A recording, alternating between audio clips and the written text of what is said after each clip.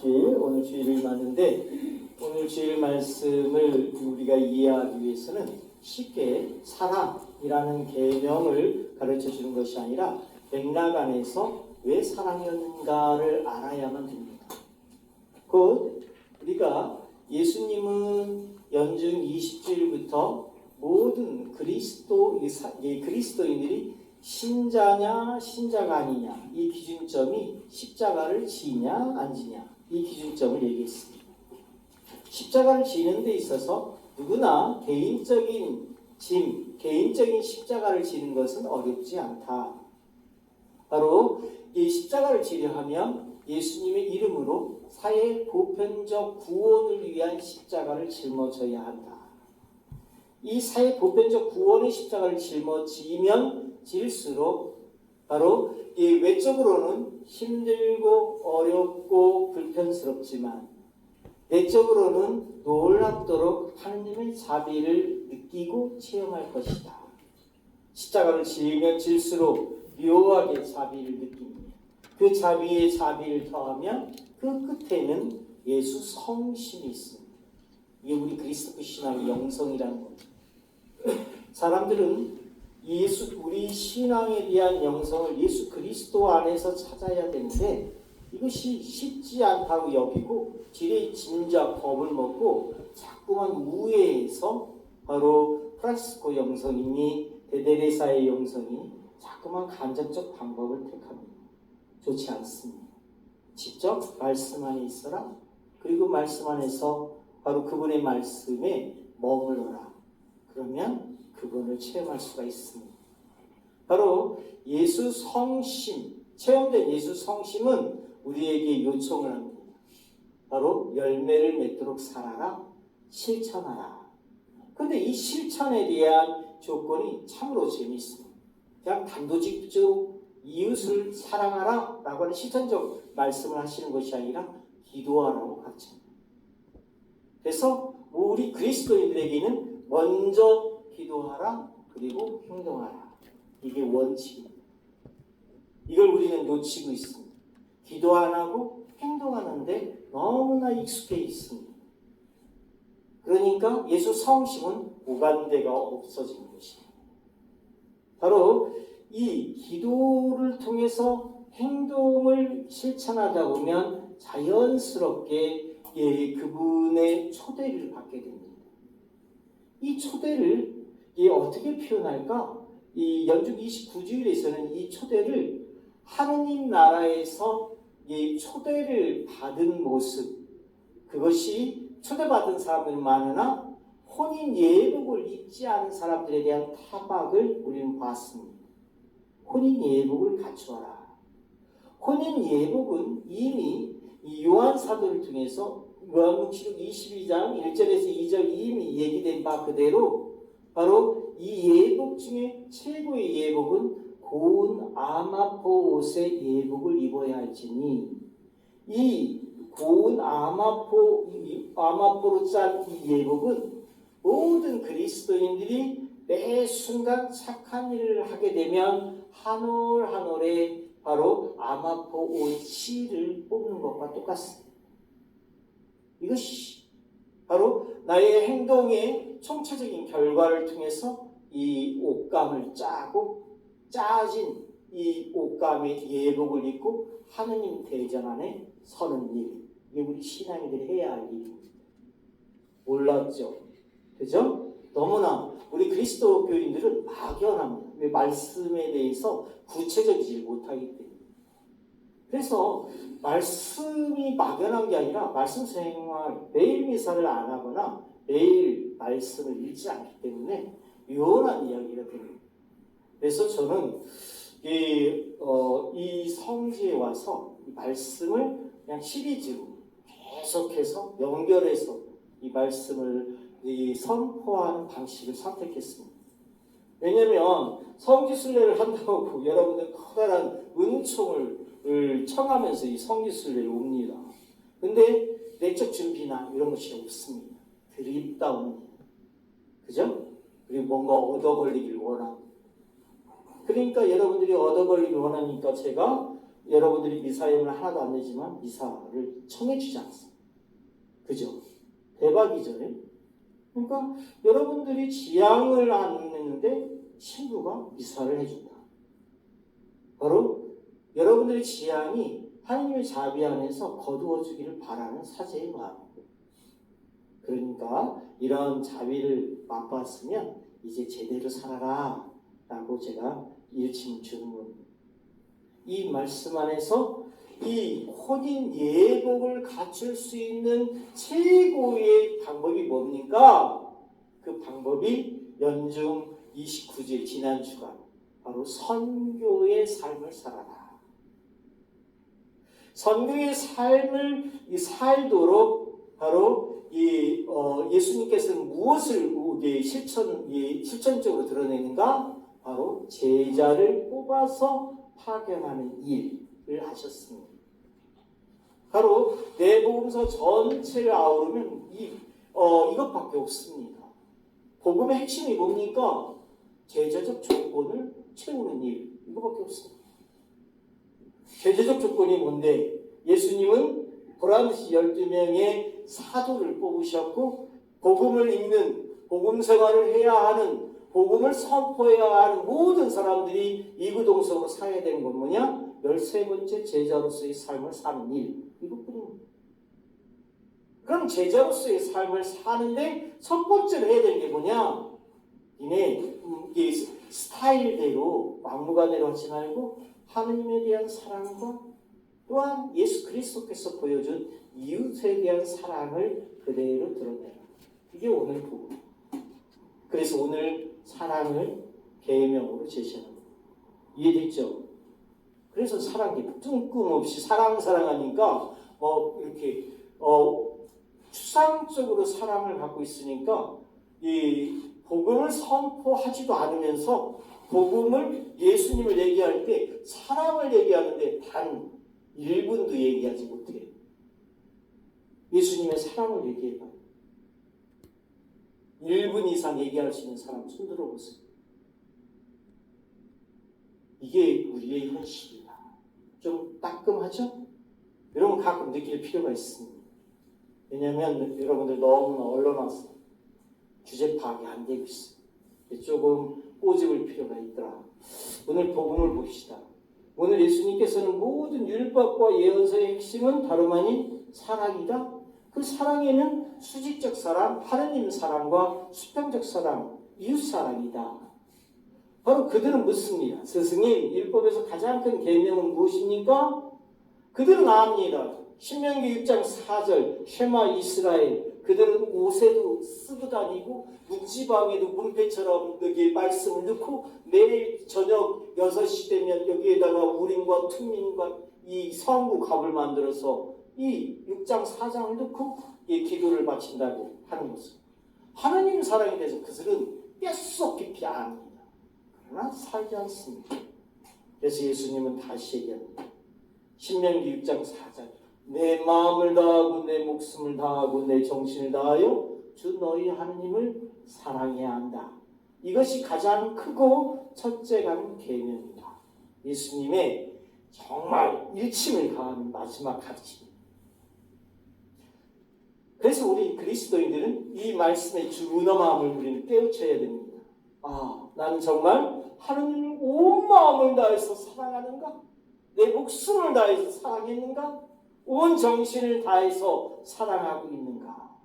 마치 복음에서처럼 시가 1억짜리에 바로 옥합을 깨서 향유를 부어 머리털로 예수님의 발을 씻어드릴 만큼의 그 각고와 절실함이 있는가? 어린 발을 터치도 못하는 그죠? 그러면서 사랑을 이야기합니다. 그래서 우리가 이렇게 성지순례하는 까닭은 내가 살지 못하겠는가? 살았던 그분들의 그 숭고함을 입도록 청하는 겁니다. 둘째 계명에 대해서는 레위기 19장 18절 이 정도는 외워둬야 됩니다. 레위기 19장 18절은 내 이웃을 나 자신처럼 사랑해야 한다. 나는 나를 끔찍이도 사랑한다. 하루에도 100번 거울을 쳐다보고 빗고 바르고 그렇습니다. 그죠? 예수님 율법 안에 이 말씀이 들어가 있습니다. 내 이웃을 나 자신처럼 사랑해야 한다. 이게 그리스도인들의 사랑의 계명입니다. 바로 이것 때문에 누가 나는 하나님을 사랑한다 하면서 자기 형제를 미워하면 그는 거짓말쟁이입니다. 눈에 보이는 자기 형제를 사랑하지 않는 사람이 눈에 보이지 않는 하나님을 어떻게 사랑할 수 있겠습니까? 이웃에 대한 사랑. 오늘은 참 거시기한 날입니다. 이태원 참사 1주년 있는 날입니다. 159명의 그 젊은이들이 그렇게 명을 달게 했습니다. 너무 아팠습니다. 온 나라가 울부짖었어요. 그런데 1년이 지난 뒤에 아무것도 없습니다. 이게 계속 이런 일들이 반복됩니다. 세월호도 그랬지. 우리를 갈라놓고 찢어놓고 그러는가 아무것도 없습니다. 뭘까 도대체? 이들이 원하는 게 뭘까? 정치하는 사람들이 생각이 도대체 뭘까? 아무 일도 안 했습니다. 우리를 무시하는가? 우리의 의식은 너무나 크고 깊어서 저들만이 미숙함을 살고 있구나.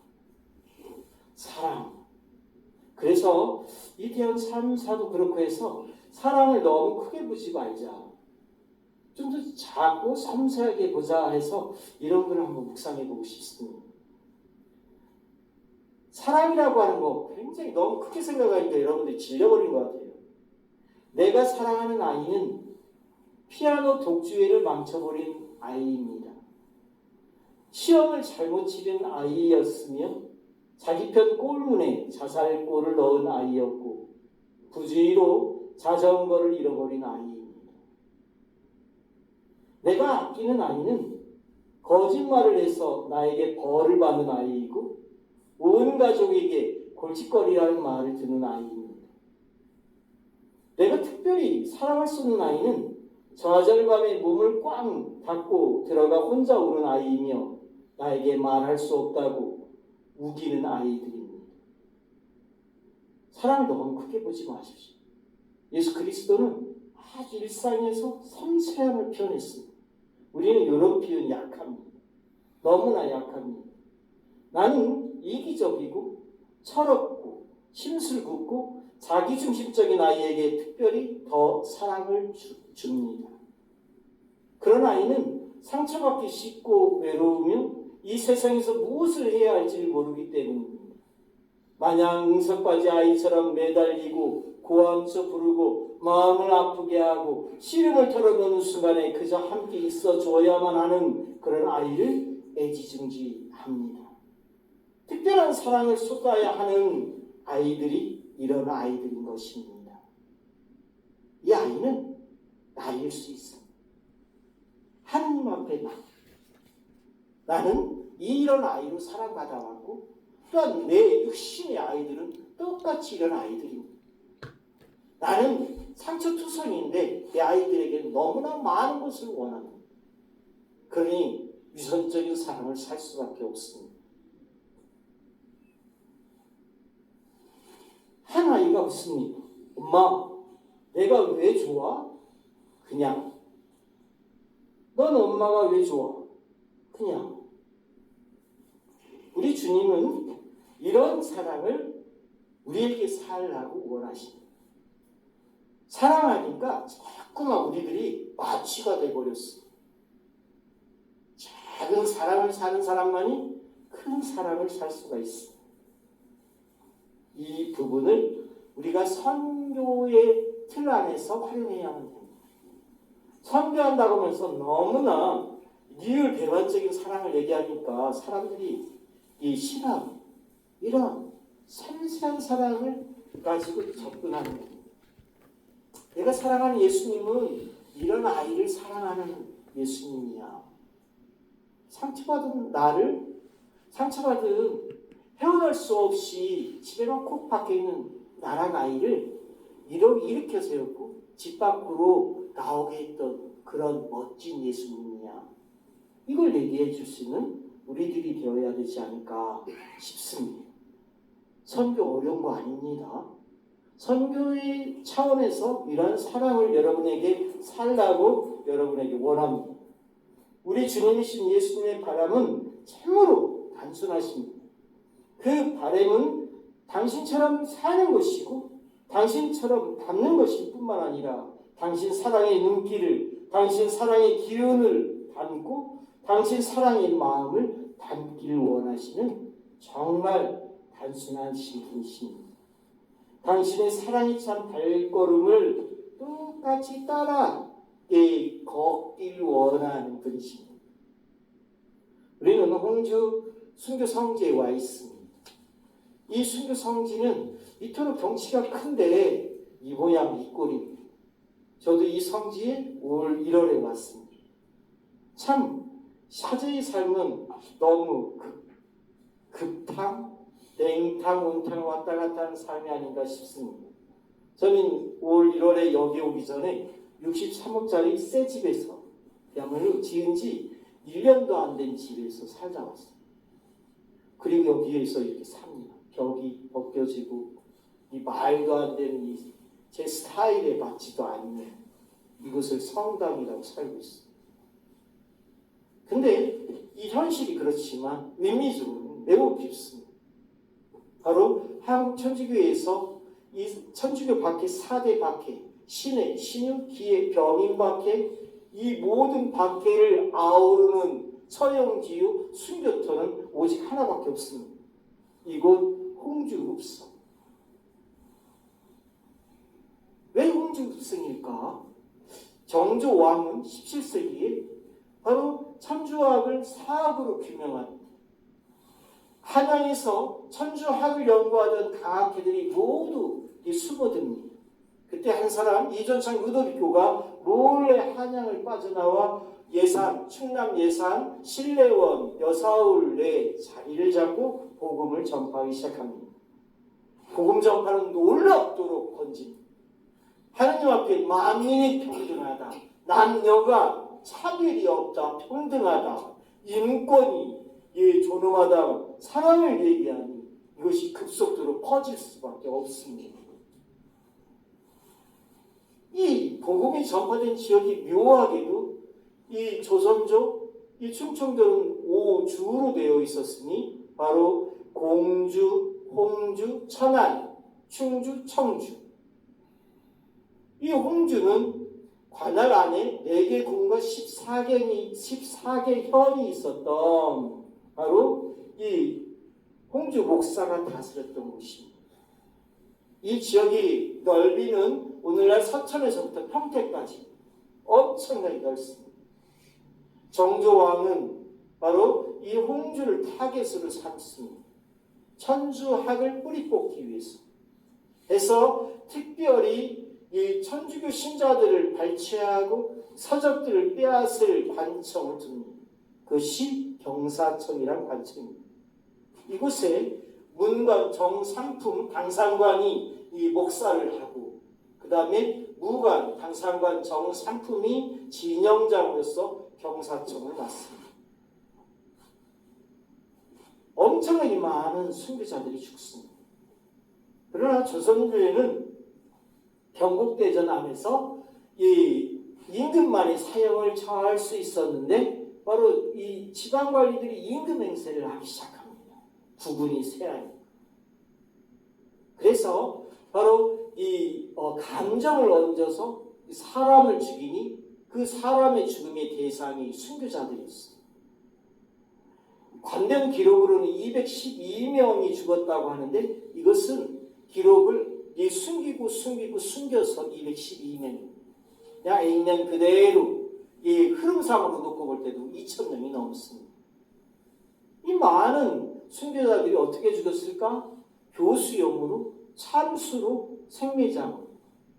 교수형은 참으로 위화스럽게도 바로 감옥터에서 이 신자와 비신자들이 함께 갇혀있는 감옥터 안에 포졸 하나가 들어와서 새끼줄로 이 순교자의 목을 감으면 밖에서 이 옥 살 사이로 새끼줄을 빼서 강하게 당겨버립니다. 충격으로 죽입니다. 유사일에 없는 일들이 벌어집니다.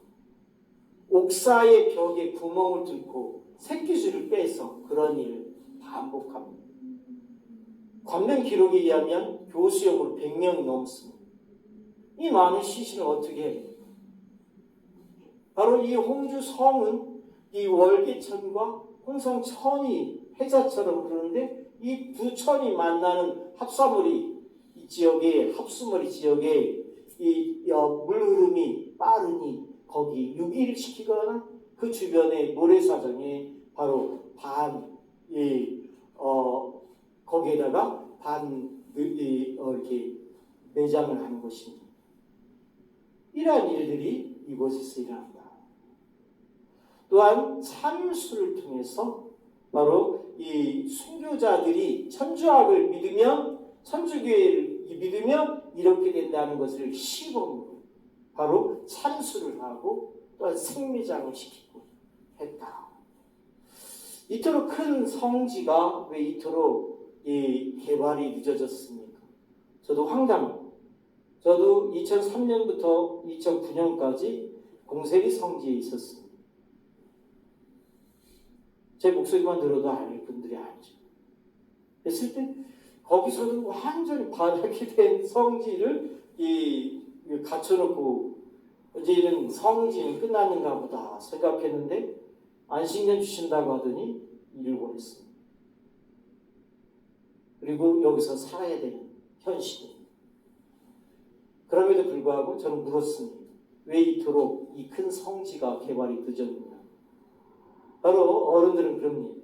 바로 주교님들이 이 작고 단위적인 성지는 쉽게 개발이 가능하니 먼저 이 사업을 했고 이 큰 덩치는 이 홍주 홍성에는 홍성 성당이 지구자 성당격으로 있으니 이 성당이 크기에 이 성당과 규모의 비례해서 성지가 함께 개발되기를 원했었다.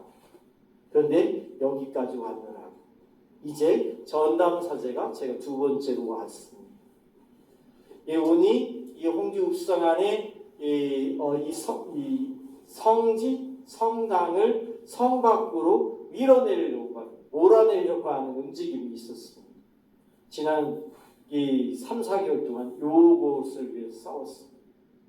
그리고 이제 이 안에 성지 성당이 있어야 된다고 하는 군수님 말씀 듣고 문서로 남기고자 서명을 받는 겁니다.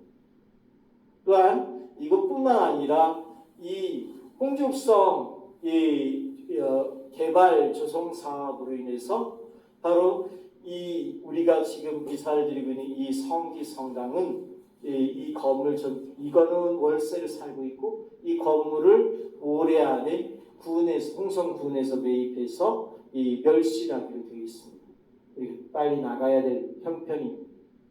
그래서 지금 내년 초에 바로 우리가 임시로 쓸 성지 성전을 바로 자그맣게 땅을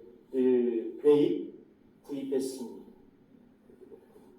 이 사람들이 그럽니다. 바로 이 성지 성당에 대해서 국책 사업과 연결을 시켰습니다. 다행히 이런 부분이 흐름상으로 좋습니다. 그런데 그들은 그럽니다. 국책 사업에 연결하려면 이곳에 땅 한 평이라도 있어야지 신부님은 깡패 같습니다. 그래서 어렵게 빚을 내서 땅을 샀습니다.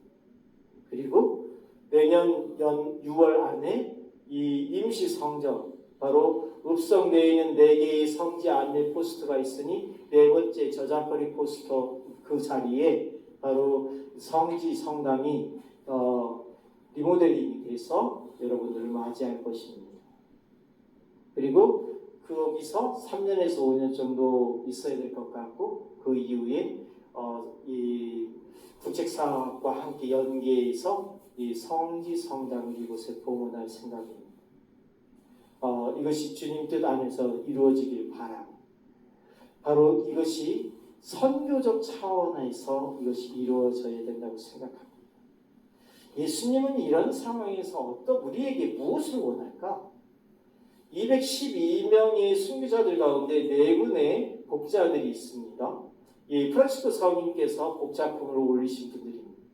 독자 박치드 라우렌시오를 묵상하면 이 답을 찾을 수가 있습니다. 이 성지의 현실은 참으로 쉽지 않습니다.